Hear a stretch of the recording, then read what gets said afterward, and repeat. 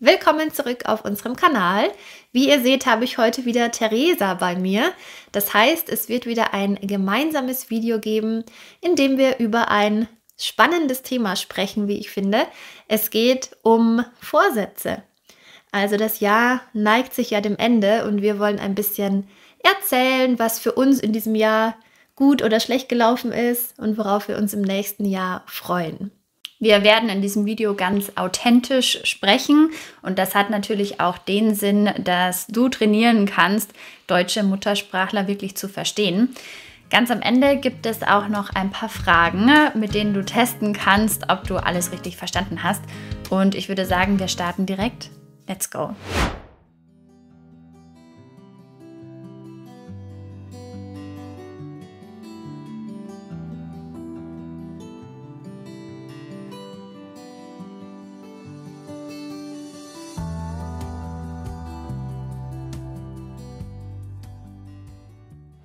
Okay, Theresa, das Jahr neigt sich ja so langsam dem Ende und es ist wieder Zeit, sich ein bisschen Gedanken zu machen und zu reflektieren und ja, so ein bisschen zu überlegen, was ist denn in diesem Jahr gut gelaufen oder was nehmen wir uns fürs neue Jahr vor. Erzähl doch vielleicht erstmal ein bisschen von dir. Bist du ein Typ, der sich gerne Vorsätze macht? Ja, aber tatsächlich nicht so klassischerweise ab dem 1. Januar. Aber ich verstehe schon auch, dass es eine gute Motivation ist. So neues Jahr, neuer Erfolg, wie auch immer, ne? Also, dass man das gerne als Datum nimmt. Aber grundsätzlich mache ich mir auch während des Jahres Vorsätze, die jetzt eben unabhängig von Neujahr sind. Also, aber so eine neue Woche beginnt, okay, und ab heute mache ich das und das oder so. Also ich mache mir schon Vorsätze, aber nicht speziell so ab dem 1. Januar. Du? Ja, doch. Doch. Also es ist schon auch so, dass ich mir, wie du sagst, auch unter dem Jahr oder so regelmäßig Vorsätze mache. Aber für mich ist schon so der 1. Januar wie so ein Neustart irgendwie.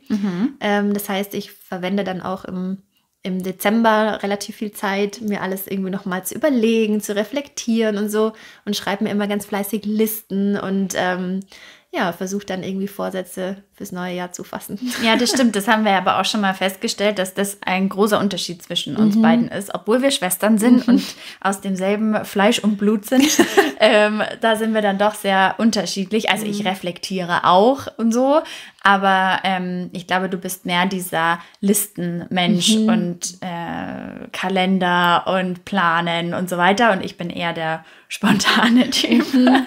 Ja. Stimmt, ja, doch, das ist auf jeden Fall ein Unterschied. Was sind es denn so für Vorsätze, die du dir machst? Ich muss sagen, dass es seit Jahren immer dieselben Vorsätze sind, weil sie immer irgendwas mit Ernährung oder Sport zu tun haben. Also das sind so die klassischen Vorsätze, die man sich macht. Aber um ehrlich zu sein, habe ich, glaube ich, einfach in den letzten Monaten oder Jahren, glaube ich, also da bin ich zufrieden, so wie es jetzt gerade ist. Deswegen brauche ich mir eigentlich keine Vorsätze zu machen. Dann bist du also vielleicht auch ein Luxusproblem, so, aber an sich gibt es jetzt nichts, wo ich sage, boah, nee, das muss ich wirklich komplett ändern, weil das läuft gar nicht oder so. Sondern es ist irgendwie alles in Ordnung und ich wüsste jetzt gerade nicht, es sind so Kleinigkeiten, so ja, ich könnte schon auch öfter joggen gehen oder so, aber andererseits, ich weiß, wie ich bin, ich weiß, dass ich mir keine unrealistischen Ziele setzen sollte, so, deswegen, ja, muss ich sagen, also ja, könnte ich dir jetzt gerade kein Beispiel nennen, was ich sage, für nächstes Jahr, das muss ich ändern. Aber ist doch super, da kannst du sehr eigentlich schon. Sehr gut. Ja, aber ich glaube schon, dass so die häufigsten Vorsätze, die man sich macht, und ich glaube, das ist auch egal, in welchem Land das ist tatsächlich Sport, Ernährung, vielleicht sowas wie besser aufs Geld achten, mehr sparen oder so. Oder halt so schlechte Angewohnheiten lassen. Also jetzt irgendwie zum Beispiel mit dem Rauchen aufhören oder so. Aber das mache ich sowieso nicht, deswegen... Ja, ich auch nicht. Also den Vorsatz nicht. Haben wir das Problem gar nicht schon. Ja, sehr gut. Das stimmt. Ja, genau. Fällt es dir denn eigentlich immer leicht, Vorsätze einzuhalten, wenn du dir mal was vornimmst? Ich glaube, schon, weil ich mich mittlerweile so gut kenne, dass ich weiß, was realistisch ist, einzuhalten und was nicht. Also deswegen, ich achte bei Vorsätzen schon darauf, dass sie realistisch sind und einzuhalten sind, weil sonst, glaube ich, wäre es auch sehr frustrierend.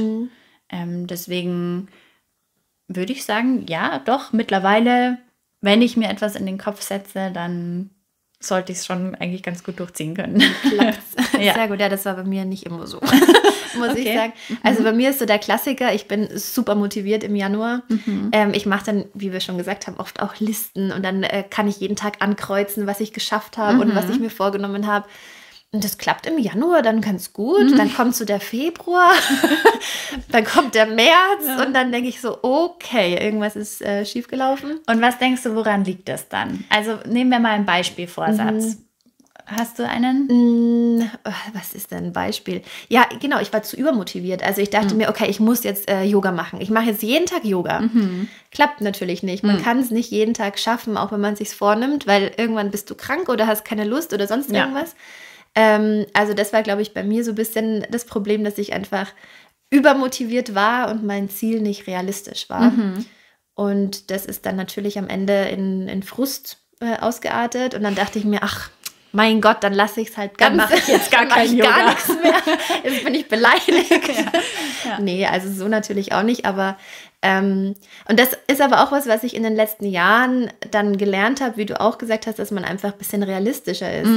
Also, dass ich mir ein Ziel setze, das auch irgendwie schaffbar ist und ich einfach nicht zu viel von mir selber erwarte. Ja, ich glaube, das ist sehr, sehr wichtig. Also gerade wenn es so radikale Veränderungen sind oder so, dann ist es wahrscheinlich irgendwie schwierig. Also jetzt irgendwie zu sagen, mein Vorsatz ist, im nächsten Jahr gar keine Süßigkeiten mehr zu essen. Und das ist auch so was Klassisches, glaube ich. Vielleicht ist es, wenn du aber 2024 jeden Tag mindestens eine Tafel Schokolade gegessen hast, schon ein bisschen zu hoch das Ziel, sondern dann halt zu sagen, okay, ich esse nur noch einmal pro Woche irgendwie Süßigkeiten oder so. Also da einfach realistisch bleiben, das ist, glaube ich, ganz wichtig. Ja. Hast du denn noch andere Tipps, was man machen kann, um eben motiviert zu bleiben und die Vorsätze einzuhalten und nicht dann im Januar aufzugeben? Ich glaube, dass das auch immer die gleichen Tipps sind, wie wir jetzt zum Beispiel auch fürs Deutschlernen immer sagen, dass man sich gerne einen Plan macht, wenn man der Typ dafür ist, und dass man sich auch für kleine Erfolge belohnt. Also ich glaube, so dieses Belohnungssystem funktioniert bei Menschen ja ganz gut. Also dass man einfach, sobald man irgendwie was geschafft hat und sei es jetzt nur einmal pro Woche Yoga machen, dass man sich dann irgendwie belohnt, in welcher Form auch immer. Also das kann ja alles sein. Genau, sowas zum Beispiel. Realistische Ziele setzen, kleine Schritte machen, vielleicht auch mit anderen drüber sprechen. Also ich glaube, wenn ich das nur für mich in meinem kleinen Zimmer mir Vorsätze mache, dann es ist ja viel leichter, mich selbst zu betrügen, sozusagen, als irgendwie, wenn ich meine ganze Familie eingeweiht habe. Also wenn ich euch jetzt allen erzählen würde, ich lerne jetzt Gitarre oder so, dann spätestens nach einem Monat fragt dann die Mama, und Theresa, wie schaut's aus? Kannst du schon was spielen? Und dann kommt raus, ich habe es gar nicht geschafft. Dann, also das ist, glaube ich, schon auch ein Tipp, dass man einfach allen davon erzählt. Oder es gibt ja auch so super viele Instagram-Accounts von Menschen, die Gewicht verlieren wollen und sagen, sie nehmen die Menschen auf Instagram mit, weil sie das motiviert, wenn sie sich auch gegenüber anderen Menschen verpflichten sozusagen, das so öffentlich machen. Ja, so. Stimmt, das kann, glaube ich, echt helfen und in dem Zusammenhang dachte ich gerade auch zum Beispiel gerade an Sport, dass man das auch nicht für sich alleine macht, sondern im besten Fall hast du irgendjemanden, der mit dir mitkommt. Also, dass man zusammen Sport macht. Es gilt ja auch fürs Lernen. Wenn man zusammen lernt oder so, hat man, finde ich, eine ganz andere Motivation, als wenn man alles für sich alleine machen muss. Das stimmt, wenn man der Typ dafür ist. Klar, ja, genau. Hast du noch irgendwie Tipps, was man machen kann, um motiviert zu bleiben? Also was mir auch geholfen hat, ist, dass ich dann, wenn ich so gemerkt habe, naja, also bis März, April oder sogar Mai hat es jetzt nicht so gut geklappt, dass ich dann nicht sage, okay, ich warte jetzt bis nächstes Jahr und fange nochmal neu an, sondern dass ich dann einfach für mich selber akzeptiert habe, okay, irgendwas hat jetzt nicht funktioniert, ich hatte zu viele Pläne, ich war zu motiviert, ich setze mich hin und analysiere nochmal, warum hat es nicht geklappt, was war das Problem und was kann ich besser machen. Also, dass man Rückschläge sozusagen akzeptiert und vor allem auch wieder reflektiert und analysiert, um irgendwie weiterzukommen und nicht stehen zu bleiben. Das stimmt. Und bevor man dann ganz aufhört, wie du jetzt irgendwie das Beispiel mit Yoga hattest oder sowas, dass man dann einfach seine Pläne nochmal anpasst auch, damit man sie einhalten kann. Dann halt in abgeschwächter Form, aber immerhin hat man nicht komplett aufgehört. Ja, total. So. Und dass man halt wirklich auch Geduld mit sich selber hat. Also in den seltensten Fällen klappt alles sofort, so wie man sich vorstellt. Ja. Einfach Geduld haben, aber trotzdem irgendwie weitermachen und gucken, woran liegt's. Hattest du denn für 2024 Vorsätze, also für dieses Jahr, hattest du Vorsätze, die du eingehalten hast oder auch nicht? Also ich war dieses Jahr relativ realistisch mit meinen Vorsätzen, zum Glück. Und ich habe auch endlich ein Ziel erreicht, das ich schon längst hätte erreichen sollen, weil ich doch, wie du weißt, ja schon jahrelang Rückenprobleme habe. Und ich aber auch jedes Jahr wieder gesagt habe, okay, Laura, du gehst jetzt ins Fitnessstudio, du machst Sport und so weiter. Und ich bin einfach nicht der Typ für so ein Fitnessstudio. Ich habe das gehasst, ich mochte das nie. Und dementsprechend ist auch mein Rücken immer schlimmer geworden. Ich hatte immer stärker Schmerzen und so weiter, bis ich jetzt dieses Jahr gesagt habe, okay, stopp, es geht nicht mehr weiter, ich muss was ändern. Und dann hatte ich auch wirklich Glück, weil ich tatsächlich hier bei uns in der Gegend ein Fitnessstudio gefunden habe, das mir einfach total gut gefällt. Das nicht so das klassische Fitnessstudio ist, wo man pumpen muss und so, sondern was einfach mit einem persönlichen Trainer ist und so weiter und was mir richtig, richtig Spaß macht. Und da bin ich jetzt regelmäßig hingegangen oder gehe immer noch regelmäßig. Und seitdem sind meine Rückenprobleme einfach weg. Voll schön. Mir, ja, Mann, das hätte ich schon längst machen sollen, aber besser spät als nie. Das stimmt. Aber das ist ja auch so der größte Erfolg oder so, ne? Wenn man dann endlich, man ist ja so stolz auf sich, dass man es jetzt endlich geschafft hat. Ja, voll. Ja. Also das war eins meiner persönlichen Highlights, sagen wir mal so, was dieses Jahr echt gut geklappt hat. Ja, wir können ja gerne auch einfach mal über die Highlights von 2024 so sprechen. Also, erzähl doch du mal, was war denn dein Highlight? Boah, also wenn ich so zurückdenke, also ich glaube, was auch so ein bisschen so ein Erfolg war, was zur Hundeschule zu gehen. Wir haben ja letztes Jahr einen Hund aus Rumänien adoptiert und wir haben auch ewig lang überlegt, sollen wir in die Hundeschule gehen? Wann ist der beste Zeitpunkt dafür? Und haben das immer so rausgeschoben. Es war auch nie so wirklich der Druck da, okay, wir müssen jetzt, weil wir haben super viele Probleme mit diesem Hund, wir müssen jetzt in die Hundeschule. Deswegen hat man es immer so, immer weiter nach hinten geschoben. Und dieses Jahr war es eben so weit, dass wir jetzt seit Februar oder so in der Hundeschule sind und es macht unfassbar viel Spaß und es hilft einem natürlich auch, man bekommt super Tipps und so. Und das war zum Beispiel auch so ein kleiner Vorsatz, den wir uns gemacht haben und auch ein Erfolg natürlich, weil es einfach viel Spaß macht und man viel lernt und allen Parteien, Hund und Mensch, gut tut. Ja, voll. Genau, und das war auf jeden Fall auch ein Highlight, die Entwicklung von sowohl Hund als auch Mensch so zu sehen, quasi. Genau. Ansonsten so persönliche Highlights dieses Jahr waren natürlich auch, wir haben schöne Urlaube gemacht in Südtirol, am Gardasee, in Italien auch generell nochmal weiter im Süden. Also tolle Urlaube. Genau.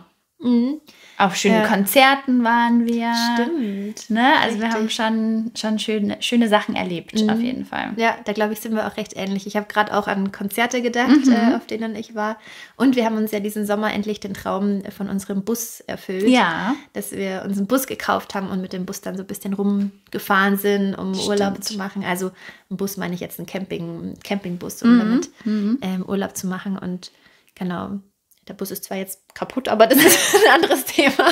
Für den Urlaub hat er zum Glück noch funktioniert. Ja. Genau. Ja. Gibt es denn ein berufliches Highlight für dich? Ich würde fast mal sagen, das betrifft uns wahrscheinlich beide, da wir ja das Gleiche machen. Ja. Ich habe jetzt ganz spontan gedacht an unseren Deutschcampus. Das war irgendwie so ein Meilenstein, wo wir schon so lange davon geträumt haben, dass es irgendwann mal klappt. Und dieses Jahr haben wir es endlich umgesetzt und haben jetzt unseren eigenen Deutschcampus. Willst du mal kurz erzählen, was ich damit meine? Ja, also wir hatten ja immer den Traum, eine Lernplattform zu entwickeln, auf der Menschen Deutsch lernen können, in verschiedenen Niveaustufen, mit verschiedenen Themen, mit verschiedenen Kanälen.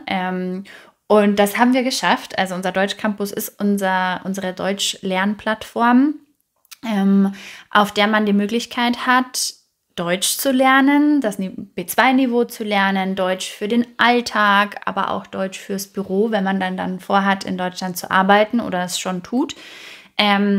Dazu gehört natürlich auch unser Live-Unterricht, den wir jetzt immer anbieten, 3-mal im Monat. Und ja, man dort auch die Menschen kennenlernt, die auf unserem Deutschcampus so sind, weil ich das auch einfach wahnsinnig wichtig finde. Es sind nicht nur Selbstlernkurse, sondern eben auch in Kombination mit diesem Live-Unterricht, was einfach unfassbar Spaß macht, dass man auch diesen Kontakt mit den Menschen, die mit uns ja Deutsch lernen, nicht verliert. Das macht unfassbar viel Spaß. Genau, das ist unser Deutschcampus. Ja. Dazu gehört zum Beispiel auch, dass wir einen Podcast gestartet haben.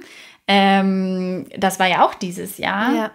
Ja. Auch unser YouTube-Kanal ist sehr, sehr groß geworden, was auch super schön ist, dass wir da so vielen Menschen irgendwie auch helfen können. Ja. Es sind echt viele Sachen passiert. Jetzt, wo man so drüber nachdenkt, total, ist wirklich viel passiert in diesem Jahr. Ja. Also sehr schön. An dieser Stelle müssen wir natürlich auch nochmal Werbung machen für unseren Deutschcampus. Also wenn ihr noch nicht Teil davon seid, schaut mal in die Beschreibung. Dort findet ihr den Link zum Deutschcampus. Das könnt ihr euch vorstellen wie ein Fitnessstudio, aber halt für die deutsche Sprache. Ihr zahlt da monatlich, ihr könnt zahlen, solange ihr wollt, solange ihr unsere Kurse braucht. Also es ist ganz flexibel. Wir wollten das so einfach wie möglich für alle Beteiligten machen. Deswegen, schaut da sehr gerne vorbei. Ja, das lohnt sich auf jeden Fall. Und vielleicht sehen wir uns ja dann persönlich im Unterricht. Das wäre natürlich richtig cool. Genau. Was mir noch einfällt, ein berufliches Highlight habe ich auch noch, unabhängig von Let's Go, weil ich wieder angefangen habe, in eine Sprachschule zu gehen und mache dort jetzt einen Integrationskurs. Und das macht unfassbar viel Spaß, einfach auch mal wieder in einem Klassenzimmer zu stehen und nicht nur digital unterwegs zu sein. Und jetzt habe ich die perfekte Kombination aus Unterricht in einer Schule und Unterricht in unserer Schule und hier auf unseren sozialen Medien unterwegs zu sein. Es macht einfach sehr, sehr viel Spaß und ist sehr erfüllend, würde ich sagen. Das heißt, du bist rundum glücklich. Ich bin rundum glücklich, absolut. Sehr schön, ja, kann das man ist nicht anders sagen. Perfekt. Okay, lass uns doch jetzt abschließend noch ein paar Ausdrücke und Redewendungen zum Thema Neujahr erklären. Ich muss kurz in meine Notizen gucken, denn ich habe mir ein bisschen was aufgeschrieben, was du jetzt gerne mal erklären darfst. Okay. Und zwar wäre der erste Ausdruck oder die Redewendung, was man ja im neuen Jahr sagt. Und das ist neues Jahr, neues Glück. Was meint man damit? Gut, ich glaube, das ist relativ selbsterklärend. Damit meint man einfach, dass ein neues Jahr einem auch neue Chancen gibt und neue Möglichkeiten bietet, damit man eben vielleicht auch ein neues Glück findet. Also genau die Thematik, ne? Man macht sich vielleicht Vorsätze, man möchte etwas verändern, vielleicht macht man eine schöne Reise, man zieht um, wie auch immer. Genau, also das meint man damit. Ja, genau. Und das ist ja, wie wir gesagt haben, oft im neuen Jahr, ne? Dass man neu starten will und alles nochmal auf Anfang. Genau. Okay, das passt auch zum nächsten Ausdruck, denn das ist einen Neuanfang wagen. Okay, etwas wagen bedeutet ja, sich etwas zu trauen. Also vor allem vielleicht so Situationen oder Veränderungen, vor denen man Respekt hat, vielleicht auch ein bisschen Angst hat. Also ein klassisches Beispiel, einen Neuanfang wagen, wäre zum Beispiel einen neuen Job zu machen oder vielleicht auch auszuwandern, ins Ausland zu ziehen und so weiter, was einfach natürlich ein riesiger Schritt ist und vielleicht auch mit einem gewissen Risiko verbunden ist. Da könnte man zum Beispiel sagen, ich wage einen Neuanfang. Richtig, genau. Super. Passt auch dazu. Das nächste ist, aller Anfang ist schwer.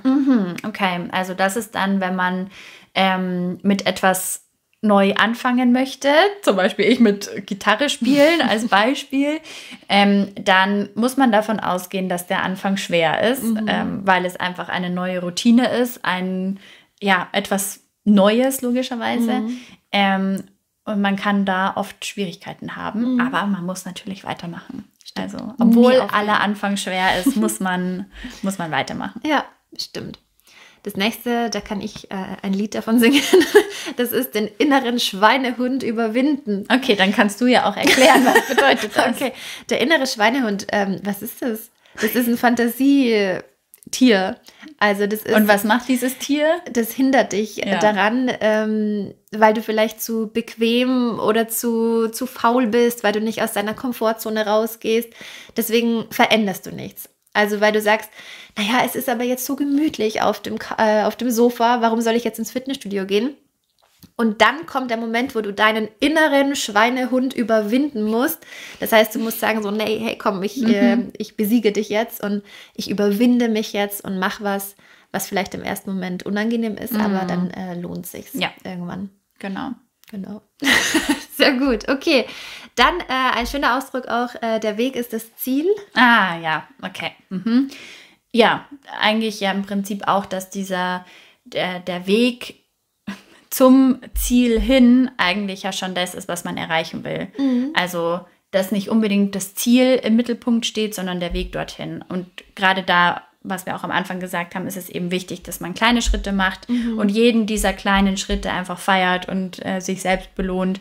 Genau, bis man dann am Ende vielleicht am Ziel ankommt. Ja, irgendwie kommt man immer ans Ziel. Okay. Und abschließend noch, man soll das Eisen schmieden, solange es heiß ist. Ich weiß, du liebst Redewendungen.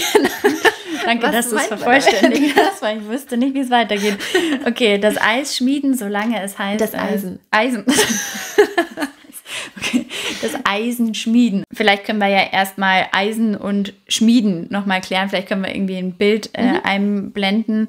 Genau, also man kann dieses Eisen verändern und formen, solange es noch heiß ist. Wenn es dann kalt ist, ist es fest, man kann es nicht mehr verändern. Und genau das meint diese Redewendung, solange ein Thema heiß ist sozusagen oder man selbst ja auch heiß ist, etwas zu verändern, sollte man es auch machen. Also wenn zu viel Zeit vergangen ist, dann wird man wahrscheinlich nichts mehr ändern. Ja, genau, so dass man die Gelegenheit nutzt sozusagen und seinen inneren Schweinehund überwindet und einfach etwas macht, damit man was erreichen kann. Ja. Wunderbar, sehr gut. Okay, das heißt, ich glaube, wir haben alles besprochen. Ja, dann würde uns jetzt natürlich noch vor allem interessieren, ob du einen Vorsatz für das neue Jahr hast und was vielleicht auch dein Highlight im vergangenen Jahr war, also jetzt hier 2024.